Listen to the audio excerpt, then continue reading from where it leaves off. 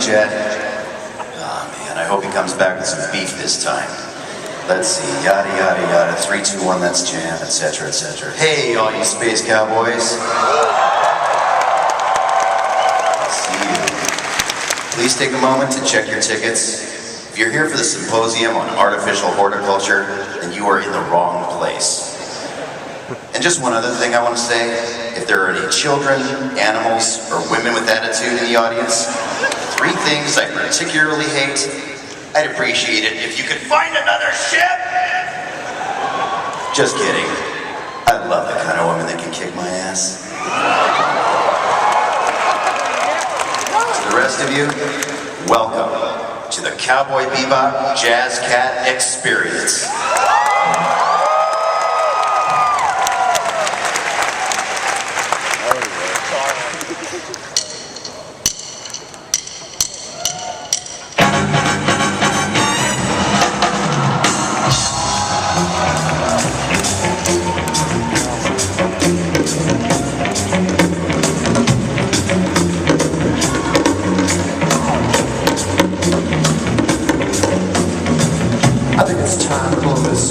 Everybody and their stuff together. Alright, 3, 2, 1, let's jam.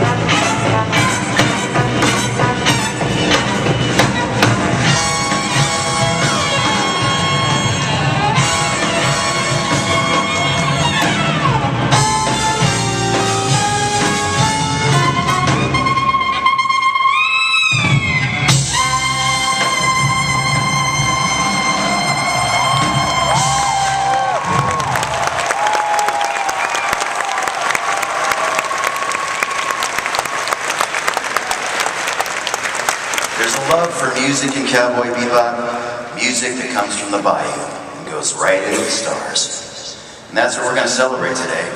Jazz, blues, and the Tokyo dreams of a space cowboy. And it all started with a bang.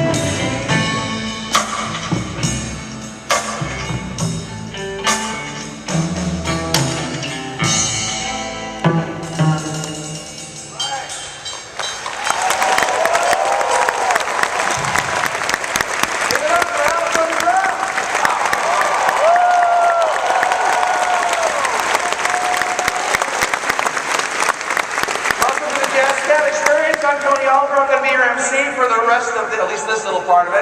And we've just heard the main character of the story of Cowboy Bebop, but we do need a crew, don't we? Ready to be crew? Yeah! All right, first up, she plays the voice of the incomparable, semi-androgynous, very hyperactive person, the voice of Radical Ed, Melissa Fahn!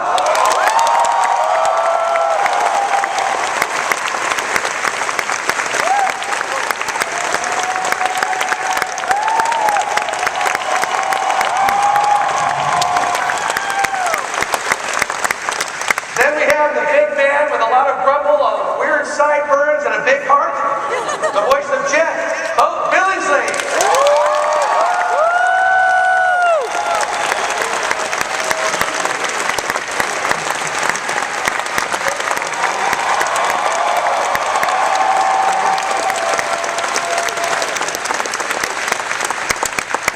Next up, she's sexy, she's dangerous, she can't be trusted, but you can't get enough of her. The voice of Faye, Wendee.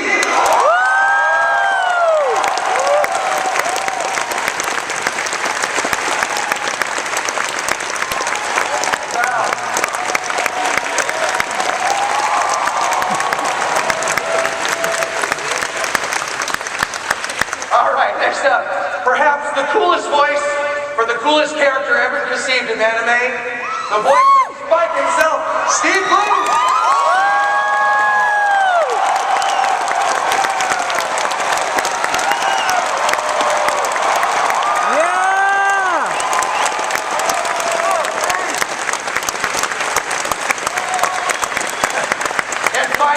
The true captain of the ship, the person who put the blood, sweat, and tears, directed, kept this show, and made it what it is, the director and voice actor of a lot of different roles of Cowboy Bebop, Mary Elizabeth McGlynn.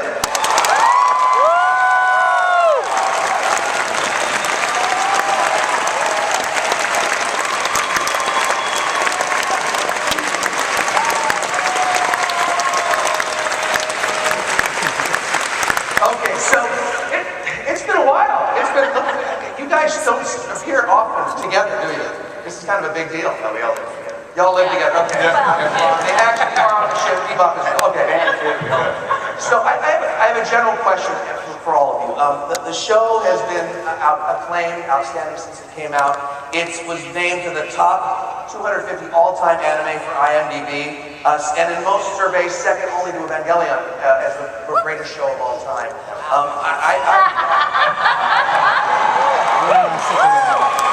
What does it mean to you personally that after 15 years, this is still such an acclaim, and we're actually sitting here in this great event doing this? What does this mean personally to you? This is, okay, I'll go.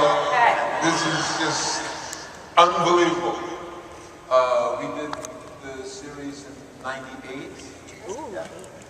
2016, we're still here. Yeah!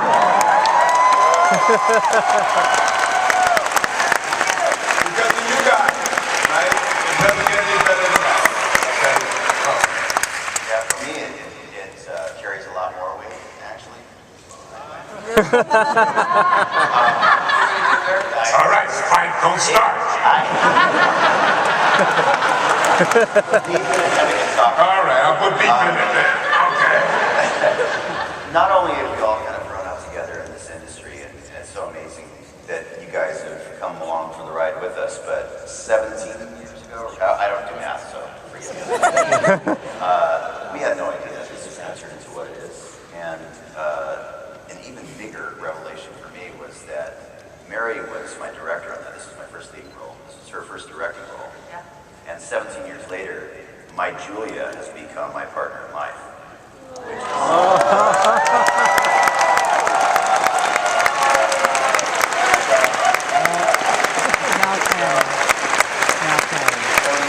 talk about a show that's afterlife. Wow. Yeah. Wow. Yes, it's pretty amazing. Wow, that's unbelievable. Wendee, I got a question for you, because Faye to me is one of the most fascinating characters in the show, because I can't quite get my fingers on who she is. So, you know, she's Spike sees her as a manipulator, kind of clever manipulator. Jet is kind of you're just troublesome, but you need help and need to be rescued. What does Faye see herself, and what do you see Faye as? Faye is an amalgam. She's a woman child trying to find her way as a survivor, ultimately. I think she's very complex and that therefore has her hard shell exterior. And I think that ultimately she really is an amalgam of many kinds of women, and I think that's what makes the role so enticing and exciting and interesting to re-engage with at any time. But I just think that she's mysterious enough and bright enough and sexy enough and smart enough and cunning to constantly keep everyone guessing. But ultimately, I do think that she's a woman in progress. And I think ultimately she has a beautiful story arc. I agree, yeah, it is, especially my Funny Valentine's my favorite episode. Exactly. Beau, same kind of question. He's like a combination of a tough, grizzled guy and a jaded ex-cop, and he's, you know, also got the sense of justice and all this stuff. Was it tough keeping the balance between those two things? Well, you know, we all have different aspects to who we are. And so the tough guy is also a vulnerable guy if he lets it come out. And the way Bebop is written, he can be very vulnerable. Even though he tries to hide it, he doesn't do a very good job of hiding it. When the gang leaves Bebop and he's there alone, he's talking to Ian saying, I don't need them. What do I need them for? I'm glad they're gone. You know? But then he hears a noise and he thinks Spike is back. That you, Spike? They do love me. So I do love you. Part of the closest romance. That's a romance. It's a romance. And of course, as far as all of those things that you said about Faye, I will add one thing. She's also a thief. And she stole a little ones from our safe and then took off. And then what does she do after she steals our money? She calls for help. Yeah, she stole my wallet backstage.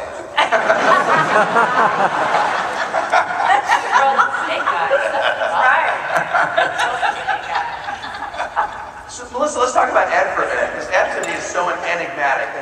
You know, you can't tell who or what. You know, it's female, but androgynous, silly and childlike, but really insightful, but smart and clever. Who is Ed really? What's she doing on Bebop, and what is she so damn happy about? Come